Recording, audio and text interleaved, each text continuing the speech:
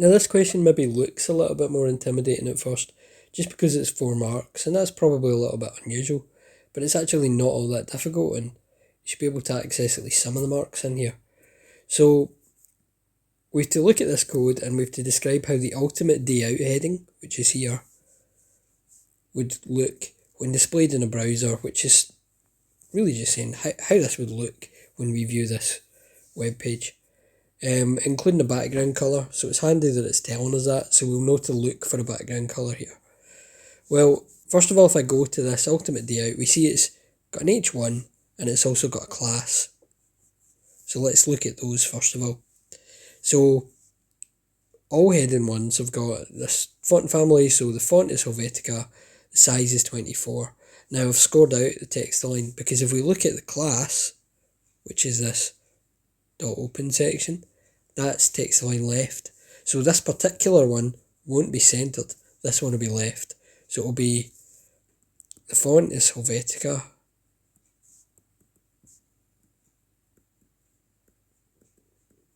we've got the size, which was 24, and it will be left aligned, so I'll say but it will be left aligned. Now, background colour.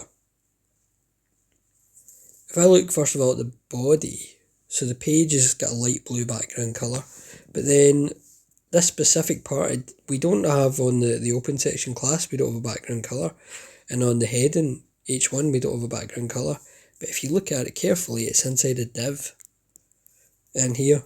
So if we look at all divs, because it doesn't have any specific ID or class, all divs have got background colour white, so it will be on a white background.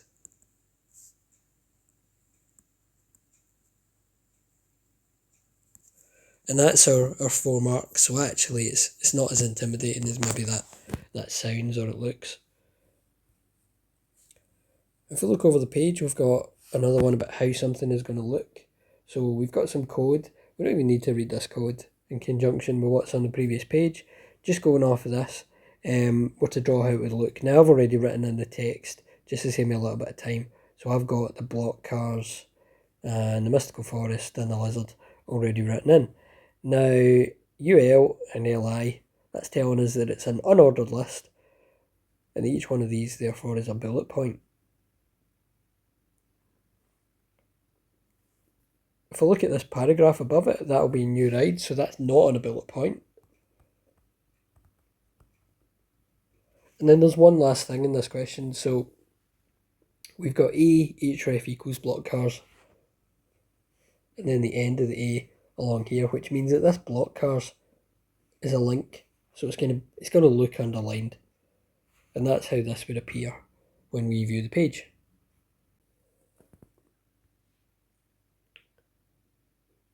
Last few questions here. So it's showing us here the page for this block cars ride. When the user moves the cursor over the ride, another image is shown. So it looks like this, then they hover the mouse over it, and then it looks like this on the right. So it's interactive, it's changing.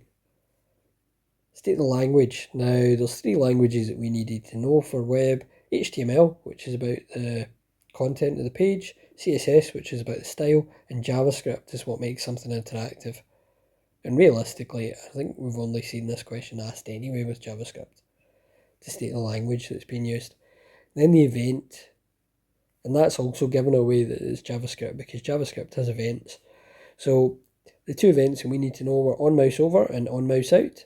If we look at this one, it says that they move the cursor over the image, so that's onmouseover.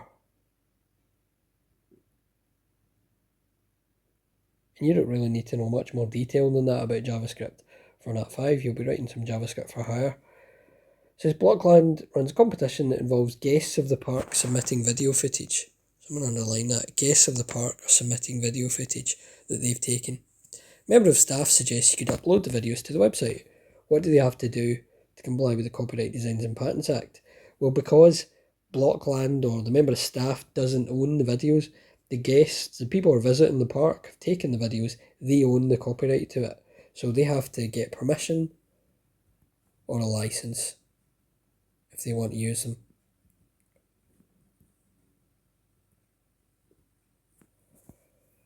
Then it says that the website has been tested to ensure that all the navigation works and that all the media displays correctly. Describe one other test.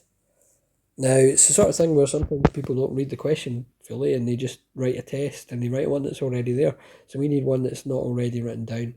Things that we could test, then we could test for consistency.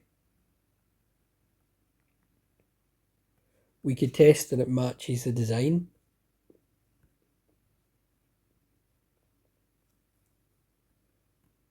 My handwriting's really going at this point, but you know what I'm saying anyway because you're going to be able to hear it. And then the other thing you could test is that JavaScript was working, and you would get the mark for testing that the JavaScript interactive part works. But as a safer bet for most pages that don't necessarily have JavaScript on them, consistency or that it matches the design, as well as that your links work and that all the media displays correctly. Those would be safe bets. And that's section 3 of the 2024 paper.